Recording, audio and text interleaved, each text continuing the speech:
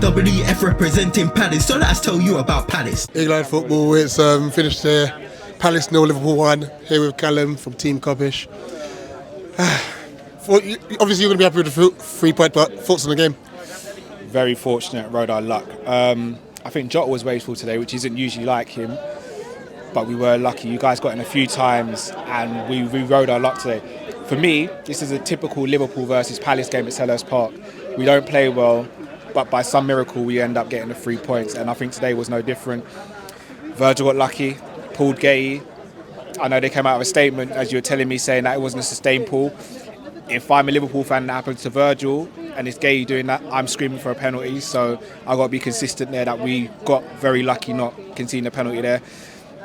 On the whole, I think we defended well up until a point, and then when you got into your stride, we really started to concede chances, and then Alisson coming off, I think, gave you even more impetus to go for it.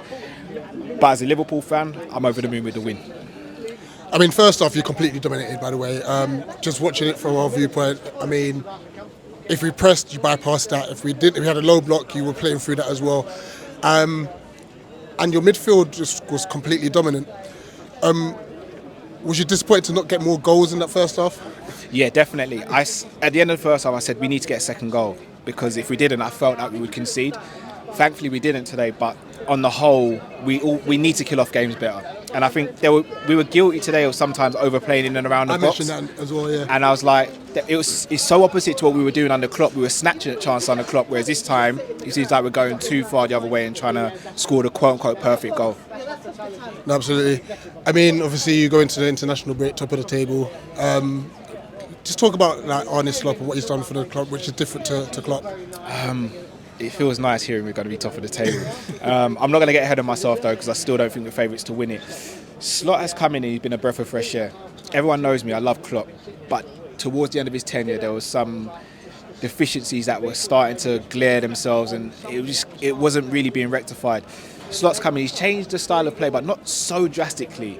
And he's kind of starting to use players to their strengths as well. Graven Birch has been a revelation this season. McAllister. I don't think we're getting the best out of Szoboszlai, but I don't think that's on Slot. I think that's more on the player. So I can't complain. Look, we've had one loss so far this season. We shouldn't have lost the game. But granted, at the same time, where I can't get ahead of myself is the games we have won so far this season. For me, they're all games we should be winning anyway. No disrespect to Palace or any other team, but we should be winning those games. So I'm not going to go overboard, but the start he's had has been brilliant so far. Just quickly, Salah was taken off, which was a surprise. I've never seen Mo Salah taken off. Is that something that he's trying to do with like keeping players fresh, or was he actually saying, you know what, Salah wasn't getting any joy?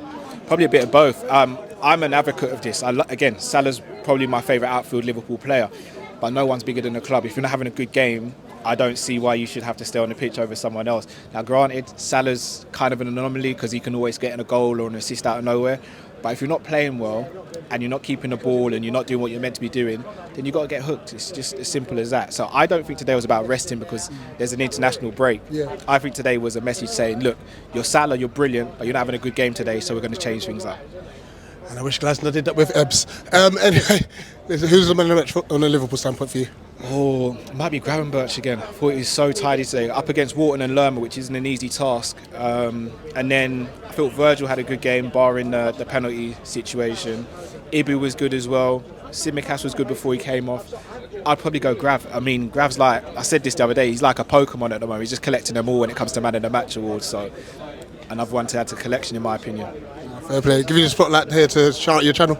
Yeah, Team Coppish. I want to shout out to you boys. We've always worked well together, and I appreciate you guys. So yeah, thank you, man. Thanks. I love that, Cam.